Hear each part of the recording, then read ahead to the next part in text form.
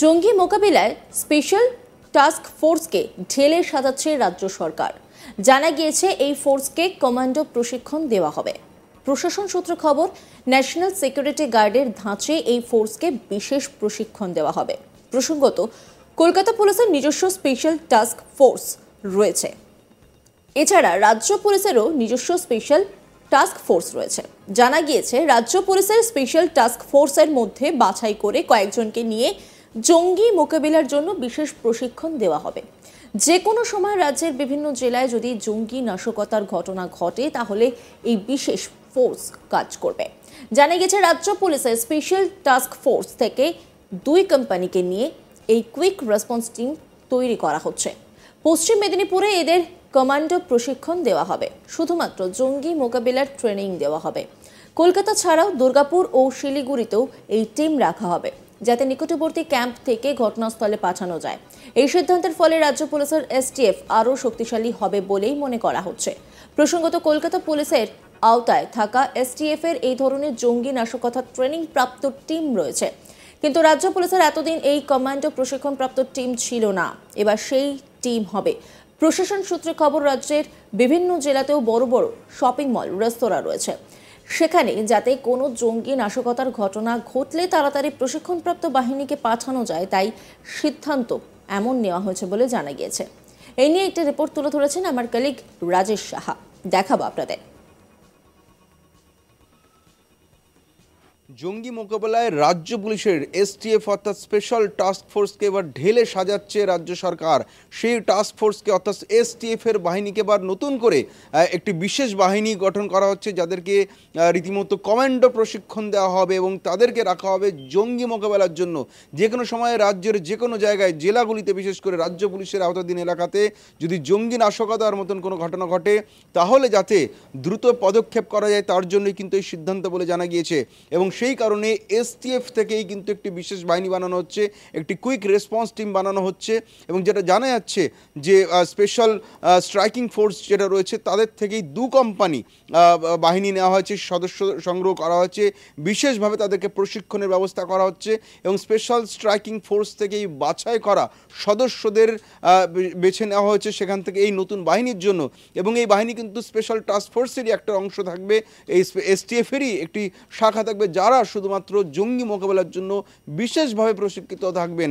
এবং তাদের রীতিমতো কমান্ডো প্রশিক্ষণ দেওয়া হবে, যে এনএসজির ধাঁচে বা ন্যাশনাল সিকিউরিটি গার্ডের ধাঁচে তাদেরকে প্রশিক্ষণের ব্যবস্থা করছে রাজ্য পুলিশ। সেই জন্য পশ্চিম মেদিনীপুরের বিশেষ প্রশিক্ষণ শিবিরে তাদেরকে নিয়ে যাওয়া হবে। বিশেষ প্রশিক্ষণের ব্যবস্থাও করা হচ্ছে, কিছুদিনের মধ্যেই তাদের প্রশিক্ষণ শুরু হবে।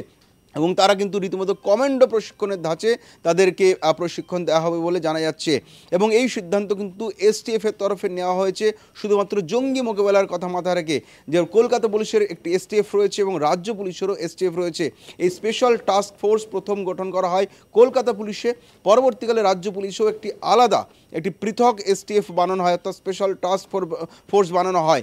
এই এসটিএফ কিন্তু সাধারণত জঙ্গি নাশকতা, মাদক পাচার এবং জাল টাকার বিরুদ্ধে তারা কাজ করে। জাল টাকা, যে জাল নোট ছড়িয়ে হয় সেসবের বিরুদ্ধে তারা তদন্ত করে, তারা বিভিন্ন অভিযুক্তদের পাকড়াও করে, সন্দেহভাজনদের পাকড়াও করে। এই ধরনের বিশেষ কাজের সঙ্গে যুক্ত থাকে এসটিএফ এর সদস্যরা। এবং সেই এসটিএফ এর সদস্যদের মধ্যেই একটি আলাদা দল বানিয়ে দেওয়ার, শুধুমাত্র জঙ্গি নাশকতা নিয়ে কাজ করার জন্য আলাদা প্রশিক্ষণের ব্যবস্থা করা হচ্ছে। রীতিমতো তাদেরকে কমান্ডো প্রশিক্ষণ দেওয়া হবে, যাতে রাজ্যের কোনো জেলাতে যদি কোথাও জঙ্গি নাশকতার ঘটনা ঘটে প্রথমেই যাতে এই টিমকে মুভ করানো যায় এবং যাতে দ্রুত মোবিলাইজ করানো যায়। তার জন্য কিন্তু কলকাতাতে ছাড়াও শিলিগুড়ি এবং দুর্গাপুরেও এই বাহিনীর একটি অফিস রাখা হবে। সেখানে তারা সেই ফোর্সকে রিজার্ভ রাখা হবে, যাতে নিকটবর্তী কোনো জায়গায় যদি জঙ্গি নাশকতার খবর আসে তাহলে কলকাতা, শিলিগুড়ি বা দুর্গাপুরের মধ্যে যেই ক্যাম্প কাছে হচ্ছে সেখান থেকে দ্রুত সেই বাহিনীকে ঘটনাস্থলে মোবিলাইজ করানো হয়। সেই সিদ্ধান্ত নেওয়া হয়েছে ইতিমধ্যেই। কয়েকদিনের মধ্যেই তাদের প্রশিক্ষণ শুরু হবে এবং তারপরে কিন্তু রাজ্য পুলিশের এসটিএফ আরও শক্তিশালী হবে বলে মনে করা হচ্ছে। অশান্ত বাংলাদেশ, সন্দেহজনক ব্যক্তিকে দেখলেই খবর দিন রেল পুলিশে। এই মর্মে মালদা টাউন স্টেশনে মাইকিং করছেন রেল পুলিশের আধিকারিকরা।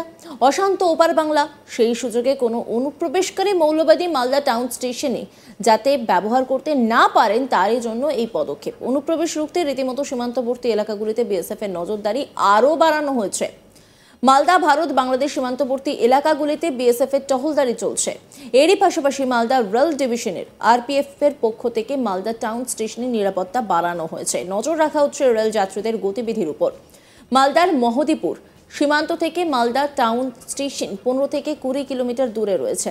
মালদা টাউন স্টেশন একটি গুরুত্বপূর্ণ স্টেশন, যেখানে আগরতলা, আসাম, বিহার, ঝাড়খণ্ড থেকে শিয়ালদা থেকে আগরতলা, আবার দিল্লি, ব্যাঙ্গালোর, চেন্নাই, গুয়াহাটি সহ সব প্রান্তের যাত্রীরা এই মালদা টাউন স্টেশনের উপর দিয়ে যাতায়াত করেন। প্রতিনিয়ত এই মালদা টাউন স্টেশন থেকে উত্তর দক্ষিণে প্রায় 100টি দূরপাল্লার ট্রেন চলাচল করে। বাংলাদেশের এই অস্থিরতার কারণে মালদা টাউন স্টেশনে আরপিএফ জওয়ানদের নিরাপত্তা বাড়ানো হয়েছে। রীতিমতো রেল যাত্রীদের মধ্যে মাইকিং করে সচেতনতা করা হচ্ছে। প্ল্যাটফর্মে ঘুরে ঘুরে, এমনকি দূরপাল্লার ট্রেনে সংরক্ষিত কামরায় আরপিএফ জওয়ানরা মাইকিং করে যাত্রীদের সচেতন করছেন। স্নিফার ডগ দিয়ে স্টেশনের প্ল্যাটফর্মে এমনকি ট্রেনে উঠে নজরদারি চালানো হচ্ছে। রেল যাত্রীদের সতর্ক করা হচ্ছে। যাত্রাপথে কোনো রকম সন্দেহজনক ব্যক্তিকে ঘোরাঘুরি করতে দেখলে 139 হেল্পলাইন নম্বরে ফোন করতেও বলা হয়েছে। মালদা রেল ডিভিশনের মালদা টাউন স্টেশনের আরপিএফ এর ইন্সপেক্টর ওমপাল জানান, ইতিমধ্যেই আমাদের রেল দপ্তর থেকে নোটিশ এসেছে যে স্টেশনগুলিতে নজরদারি বাড়ানোর জন্য। তিনি ঠিক কি বলেছেন শোনাব আপনাদের। ये सोचना है कि बाहर से जैसे बांग्लादेश में थोड़ा अभी चल रहा है उधर, है ना, तो यहाँ पे चेकिंग करने के लिए बोला गया है। किसी भी संदेहास्पद आदमी जिस पे सस्पेक्ट हो उसको हम लोग चेक करते हैं, और जीआरपी के सहयोग से, जीआरपी भी रहता है तो हम लोग चेकिंग करते हैं उसके पास क्या है, उसका आई कार्ड वगैरह क्या है, आधार कार्ड वगैरह, इन चीज़ों से चेकिंग होता है। और अभी फ़िलहाल इसके लिए स्पेशल आदेश हैं। सभी गाड़ियों में भी हम लोग सस्पेक्टेड लोगों को चेकिंग करते हैं। स्टेशन आने वालों पे भी चेकिंग किया जाता है।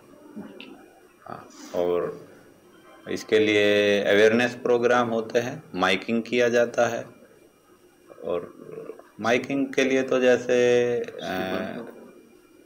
टीओपी भी, पैसेंजर बिलोंगिंग का थेफ्ट रहता है, उसके लिए हम लोग माइकिंग करते हैं कि पैसेंजर लोग ट्रैवलिंग के दौरान, खासकर नाइट पीरियड में, अपने सामान को थोड़ा सा उस पर नज़र रखें, अलर्ट रहें। हालांकि हम लोगों की एस्कॉर्ट पार्टी भी रहती है, उनको भी हम लोग ब्रीफ करते हैं। कोच अटेंडेंट वगैरह है, उन लोगों को ब्रीफ किया जाता है। उनको बोला जाता है कि भाई रात के टाइम खासकर किसी भी बाहरी अपरिचित व्यक्ति को নজর রাখুন আজ তাক বাংলার ইউটিউব স্ট্রিমিংয়ে।